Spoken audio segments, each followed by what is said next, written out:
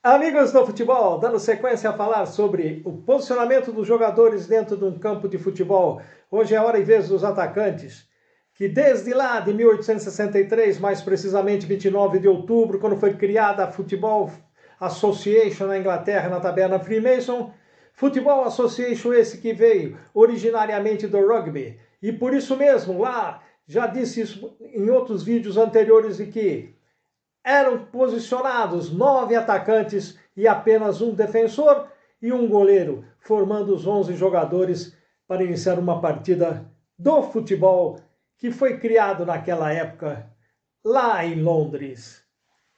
Hoje o futebol apresenta modificações e os jogadores foram recuando taticamente e ficamos reduzidos a poucos atacantes.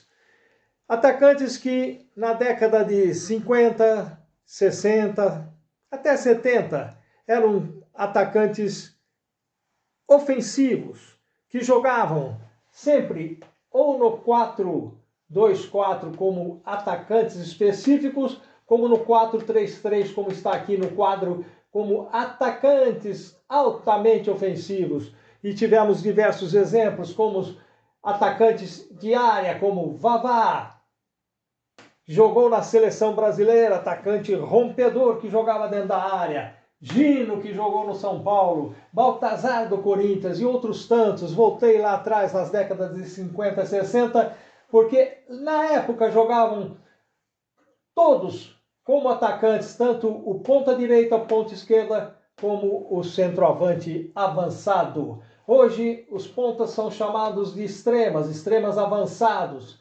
E há uma certa relutância entre narradores e comentaristas em falar de pontas direita, ponta esquerda, mas continuam sendo pontas ofensivo, direita e esquerda, só que com funções diferentes no futebol moderno. Antigamente, esses jogadores, tanto os pontas como os atacantes de área, pontas como Garrincha, como Canhoteiro, como Edu, como Júlio Botelho, pontas específicos que jogavam para frente, driblando e sempre em direção horizontal ao gol.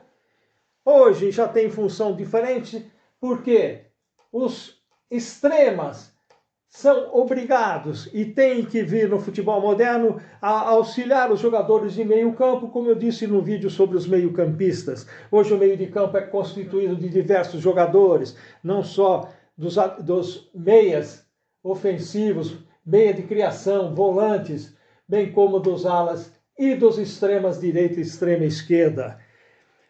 Com essas mudanças de funções dentro do campo, aí foram aparecendo jogadores que foram se adaptando de uma maneira diferente. O Ronaldo Ronaldo R9 já voltava mais para o meio e partindo do meio para frente.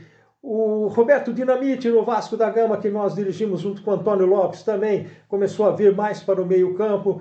E os atacantes avançados eram o Mauricinho e o Romário, que entravam em diagonal para que o Roberto Dinamite servisse tanto o Mauricinho quanto o Romário, um pelo lado direito, outro pelo lado esquerdo, e eles se posicionassem dentro da área para que o Roberto Dinamite chegasse para ajudar na finalização e conclusão no gol adversário.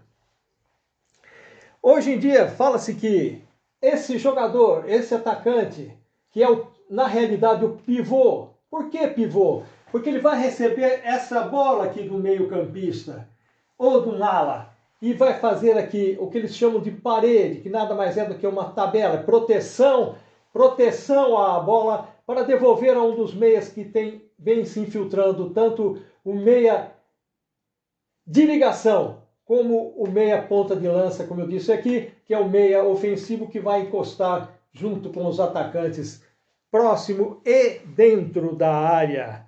Sobre referência, por que digo isso? Porque não acho esse termo referência muito certo. É um jogador, sim, que tem uma posição praticamente fixa, movimentando-se lateralmente para dentro da área, caindo um pouco para o lado esquerdo ou direito, mas no futebol de hoje, futebol moderno, eles chegam até a cair pelas extremas.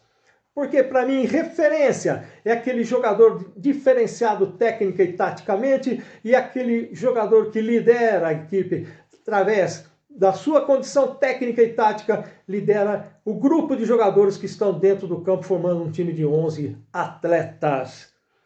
O posicionamento dos atacantes. Esse pivô, ao dominar essa bola e fazer essa proteção, ou girar em direção ao gol, ou esperar a aproximação de um meia, ou de um volante vindo por trás, ou de um ala vindo por trás, do próprio volante, outro ala, um meia de ligação e um meia ofensivo, ele faz essa proteção e procura servir um desses jogadores e às vezes até servir um dos jogadores aberto pela extrema do campo para se posicionar dentro da área e tentar a finalização. Esses deslocamentos são os que proporcionam uma infiltração numa defesa bem cerrada, uma defesa composta por diversos jogadores, aqui com tanto o setor adversário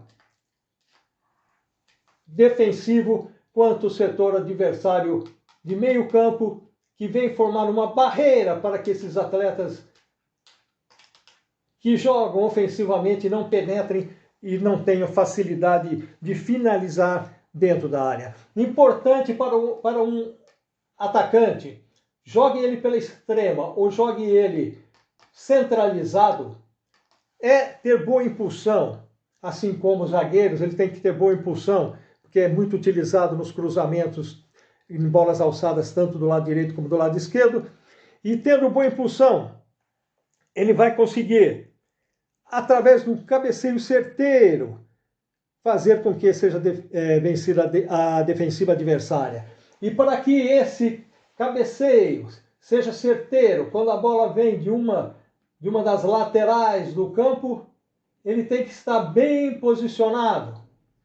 Tem que estar bem posicionado e procurar antecipar a zaga. Esse que é o segredo, ele tem que se antecipar a zaga. Não só o atacante de área, mas os atacantes pelas extremas. Eles têm também que entrar numa diagonal e procurar se antecipar a defesa adversária para facilitar não só o cabeceio, bem como a finalização. Essa infiltração entre os zagueiros é o que proporciona, e muito bem, uma condição para que seja marcado um gol numa defesa cerrada, que normalmente aqui acontece. Quanto à cobrança de escanteios, quando o escanteio é cobrado, sendo de um lado ou de outro, seja da onde seja cobrado esse escanteio, o posicionamento correto dos atacantes. Claro, um tem que estar no primeiro pau, mas eu não gosto daquele trenzinho que eles fazem aqui, isso aqui não vira nada, certo? Também não acho produtivo que esses jogadores, às vezes vem um zagueiro aqui, então fica um zagueiro, 2, 3 atacantes e mais um ala do outro lado, e sempre um zagueiro sobe e deixa um volante para ficar na sua posição na marcação do contra-ataque. Esses jogadores, quando vêm aqui para dentro da área, eu prefiro que eles não se infiltrem antes da cobrança do escanteio, não se posicione antes da cobrança do escanteio numa linha de 3, 4, num trenzinho como eles costumam fazer, mas eu prefiro que eles venham, pelo menos um ou dois, venha de fora da área, pelo menos um ou dois, venha de fora da área e se projete para dentro da área, depois que essa bola é alçada, que essa bola é cruzada para dentro da área. O atacante na atualidade, futebol exige que eles também tenham uma participação ativa, principalmente nas jogadas de meio campo, não só na construção das jogadas, mas bem como para ajudar o setor defensivo. Então, os extremas, eles têm que fechar aqui e fazer com que o centroavante, que joga mais enfiado, também faça esse policiamento aqui na frente, na intermediária. Claro que hoje, com o futebol está com essa mania de tiro de meta, a bola ser ficada tocando dentro da área, e o adversário mais ou menos nesse posicionamento, que eu não gosto disso aqui, eu prefiro um mais próximo do goleiro e um fora da área. E um volante saindo nas costas da defesa adversária. O atacante tem que avançar e marcar aqui na frente. É isso que tem que acontecer. E esse vem para cá e aqui é marcado pelo ala e para impedir o desenvolvimento do time adversário na cobrança de tiro de meta. Essa marcação adiantada, marcação avançada. Eu disse marcação adiantada, marcação avançada. Não estou falando marcação alta porque o campo, já disse 1000 vezes aqui, é um plano horizontal e você não sobe nem desce. Você se adianta ou atrasa ou retarda dentro do campo de jogo. Isso é que você tem que entender e tem que fazer. Meus amigos do futebol, atacante é uma posição hoje muito sacrificada, porque ele tem que ter um bom condicionamento físico para não só fazer esse trabalho de meio campo, trabalho na região principalmente intermediária da equipe adversária de defesa, bem como se aproximar e ter velocidade para se aproximar dentro da área para tentar a finalização de uma maneira produtiva e de uma maneira fatal para a defesa adversária. O atacante hoje tem que ter um belo condicionamento físico e um sprint de curta distância, porque esse jogador aqui que joga mais avançado vai dar sprint de curta distância, enquanto os atacantes que jogam pelas extremas atualmente recebem bola nas costas da defesa adversária e tem que ter muita velocidade para concluir a jogada dentro da área. Esse é o posicionamento correto de um atacante de futebol. Atacante de futebol que tem que se aprimorar na finalização de dentro da área. Nos treinamentos técnicos, ele tem que se aprimorar e muito. E eu vou citar aqui o exemplo de um jogador que era exímio finalizador dentro da área. É o Romário. Romário foi nosso jogador no Vasco da Gama. Meu ídolo Antônio Lopes, que era o manager na época, Antônio Lopes, e eu ficava com o Romário. Depois do treinamento ele ficava mais de meia hora, até uma hora, finalizando de dentro da área, tirando a bola, 3 dedos, cavadinha por cima, tocando, tirando do goleiro, driblando o goleiro e finalizando. E os goleiros que reclamavam muito eram goleiros da seleção brasileira, que eram na época Acácio e Paulo Sérgio. Então é importante que se faça esse tipo de trabalho de finalização, principalmente para o jogador que termina dentro da área para finalizar. Um outro ponto importante que eu tenho visto muito por aí, quando o goleiro sai para dar combate, esse atacante às vezes não tem condição de tirar a bola do goleiro, de tocar a bola para o fundo do gol. Então é importante que 1,5 metro, 1 metro a 2 metros antes do goleiro, ele dê um corte no goleiro para finalizar para dentro do gol. Porque se ele se aproximar muito do goleiro, o goleiro fecha totalmente e vai defender essa bola. Então, volto a dizer que é importante que o atacante que vai finalizar, que termina dentro da área, ele tem que 1,5 metro, 2 metros no máximo, dar um corte no goleiro, porque aí o goleiro fica sem ação. Mesmo que ele salte na bola, ele não vai alcançar esticando o braço, mesmo que o goleiro tenha 1,90 m de altura. Por isso que aí varia do tamanho do goleiro a distância que você, como atacante, tem que dar um corte no goleiro. Geralmente a média é de 1,5 m a 2 metros. Aí não tem defesa para o goleiro.